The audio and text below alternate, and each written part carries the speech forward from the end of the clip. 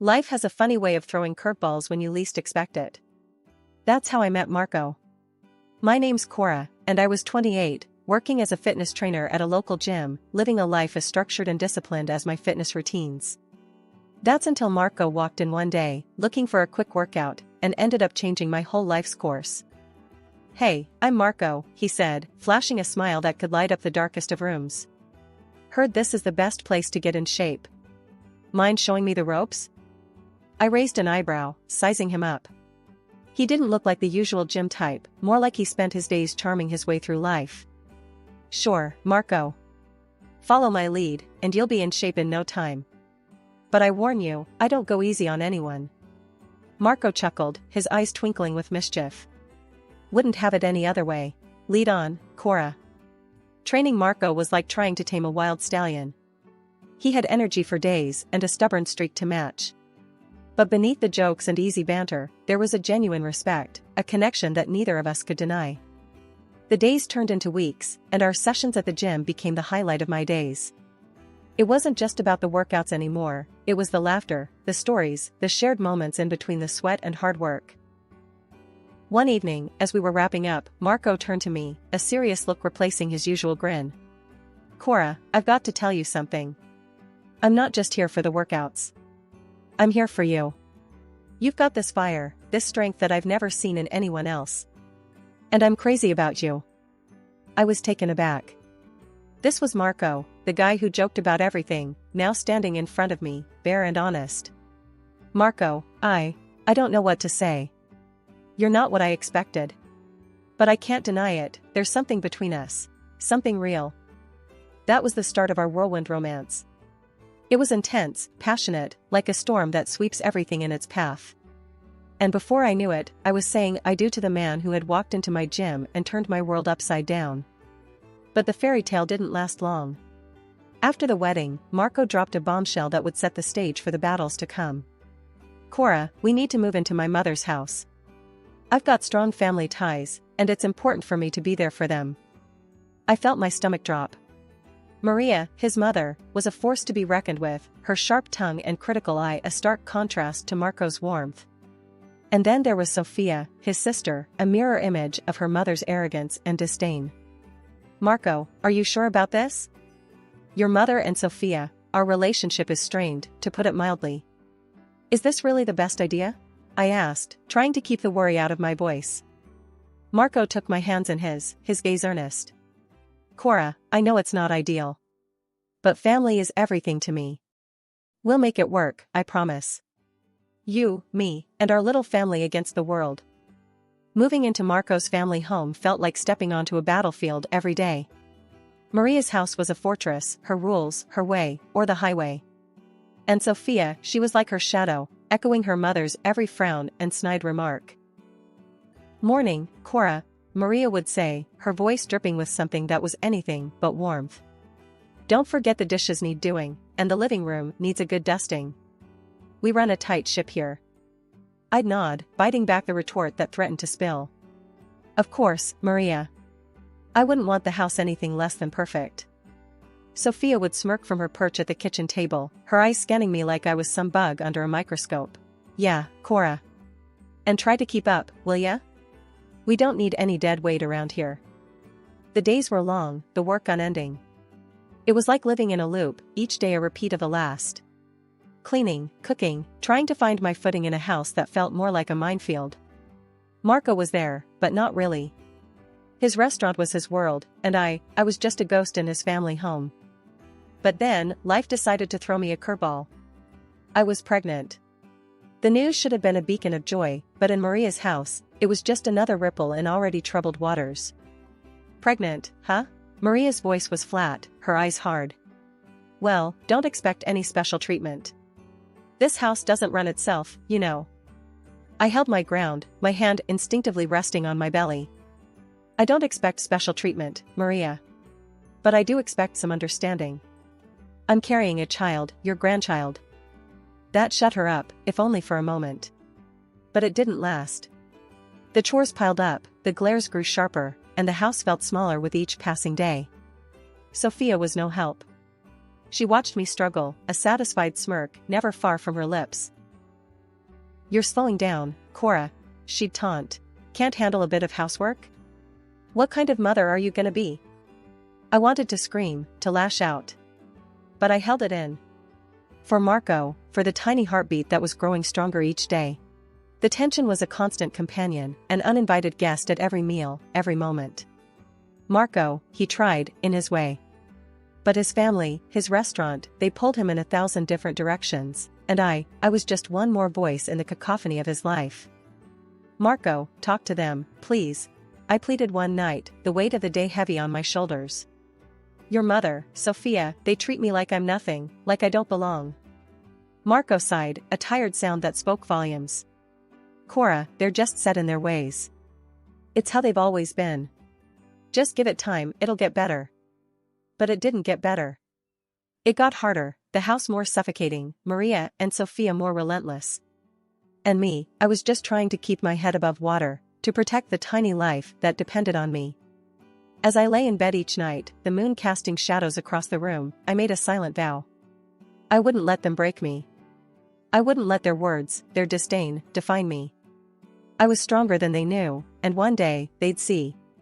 One day, this house, this battlefield, it would be mine to conquer.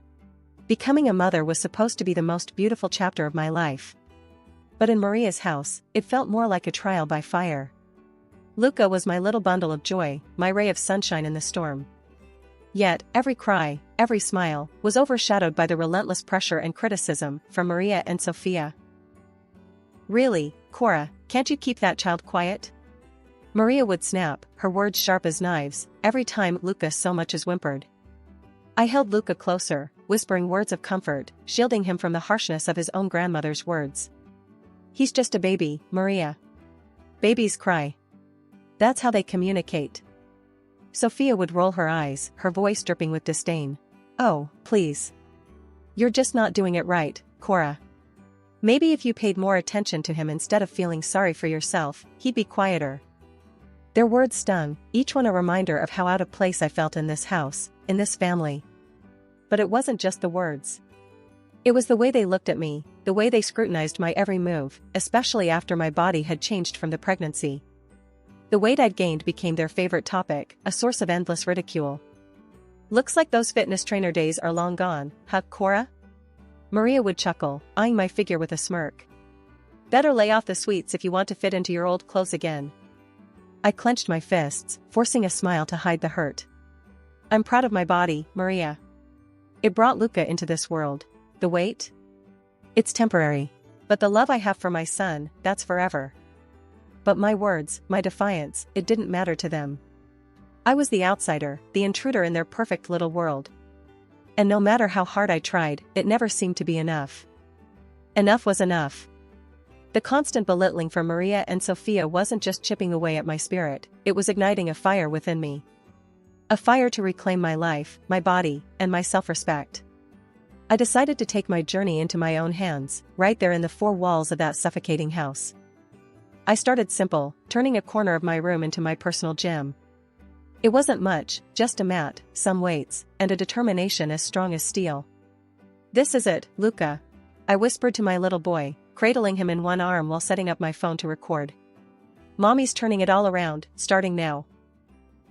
The first few days were tough, the exercises leaving me breathless, my muscles screaming.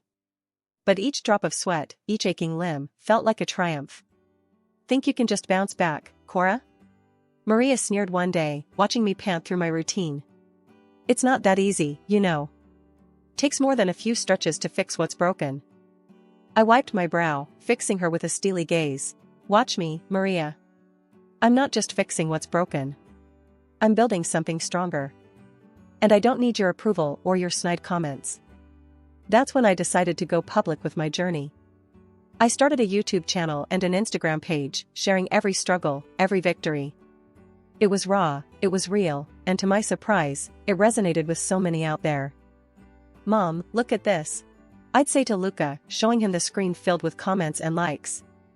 "We're not alone. There are so many rooting for us." And then came the advertisers, their offers turning my little corner of the internet into a thriving source of income. I was stunned, overwhelmed, but above all, I was empowered. "Can you believe this, Luca?" I'd whisper, tucking him into bed. We're doing it. We're really doing it. But with every success, the tension in the house grew thicker. Maria and Sophia couldn't stand it, the way I'd turned their ridicule into my armor, their disdain into my driving force. What's this now, Cora? Playing the star while the rest of us do the real work? Sophia spat one day, her eyes venomous. I stood my ground, Luca on my hip, my heart stronger than ever. It's called turning the tide, Sophia. It's called taking back control. And if that bothers you, well, that's your problem, not mine. The house that once felt like a prison was now just a backdrop. My world was larger, brighter, filled with the love of my son and the support of a community that saw me, the real me. The success of my online channels was a sweet victory, but it brought a new kind of challenge. Marco was stunned by the numbers, the comments, the sheer scale of it. But his pride was bruised. He didn't want the world, especially his family, to see the shift in our roles. Cora, it's incredible. But you know how my mother and Sophia are. Please, let's keep this between us. I don't want them thinking I'm not the provider, he pleaded one evening, his eyes begging for understanding. I sighed, the weight of his request heavy on my shoulders. Marco, I'm proud of what I've achieved.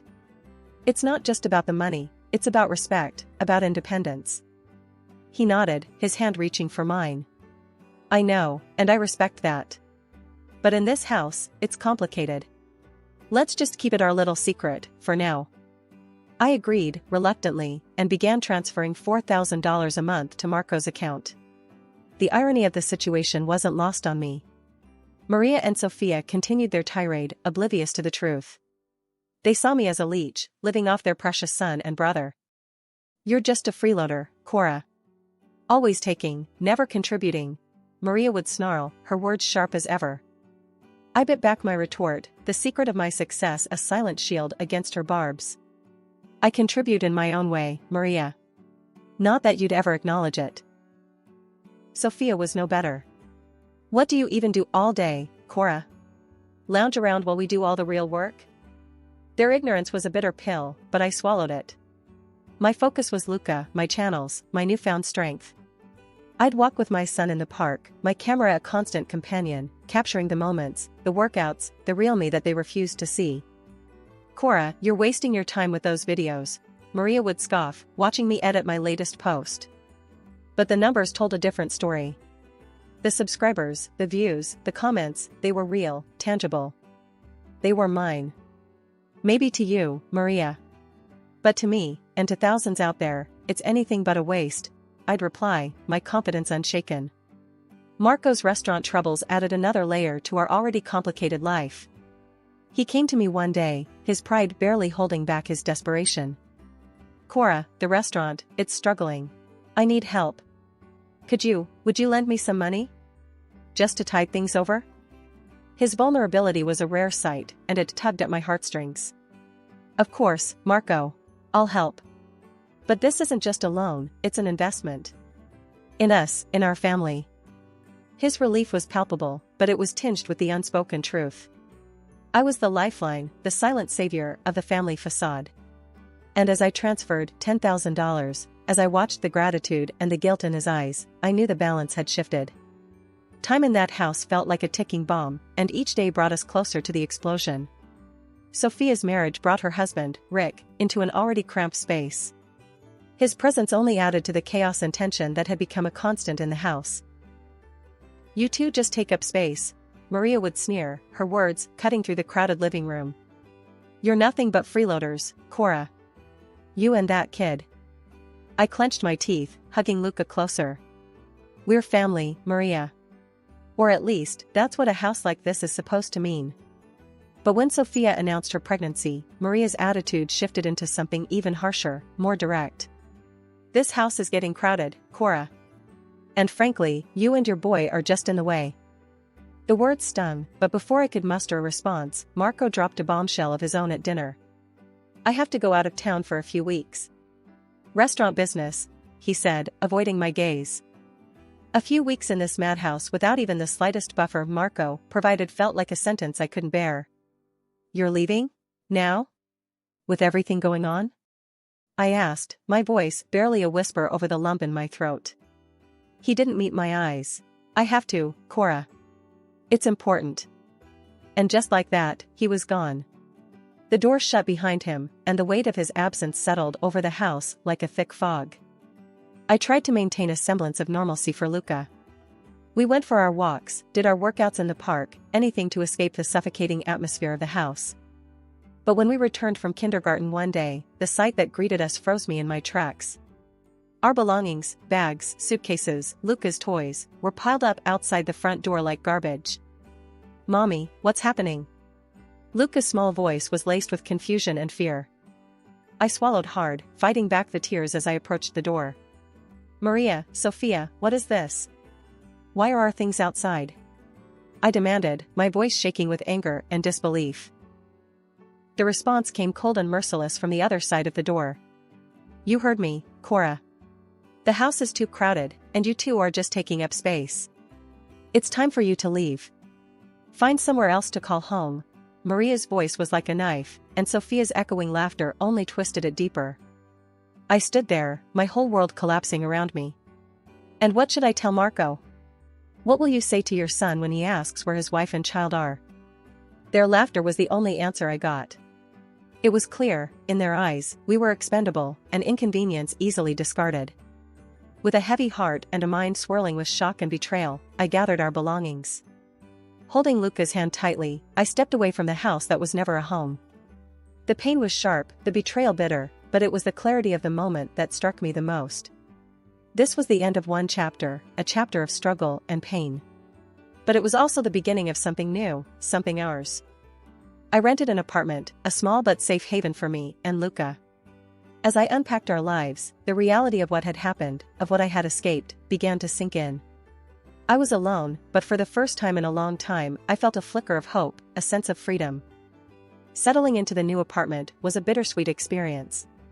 It was a safe haven for me and Luca, a place where the shadows of Maria's house couldn't reach us. I was meticulously arranging our belongings, trying to make the space feel like home, when my phone buzzed with a message that sent shockwaves through my world. It was from Sophia, her message laced with a sickening glee. "You think you know Marco? Think again, Cora." Attached was a link, a portal to a truth I had never imagined. Trembling, I clicked the link. The screen lit up with images that shattered my reality. There was Marco, not buried in restaurant woes, but in the arms of another woman. Their intimacy was undeniable, the photos a stark contrast to the lies he'd fed me. The most recent ones were dated just yesterday.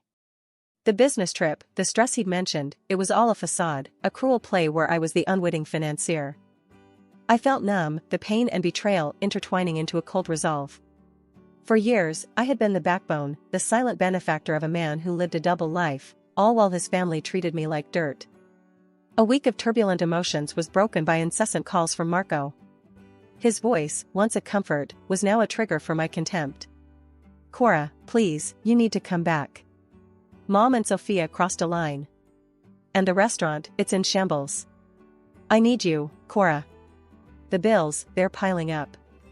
The pleas that would have once pulled at my heartstrings, now evoked nothing but disdain. "So you only need me to pay your bills and your family's bills?" His voice cracked, desperation seeping through. "We're still a family. You, me, Luca. Isn't that worth fighting for?" A bitter laugh escaped me. "A family? Is that what you call this charade?" "No, Marco. We're far from a family. And as for your restaurant, your debts? They're yours to deal with." Silence filled the line, heavy and uncomfortable. I could almost feel the weight of his predicament pressing down on him. "But Cora, the money, Your problem, Marco. Your restaurant, your money. I'm done being your lifeline." I cut in, my voice unwavering, strong.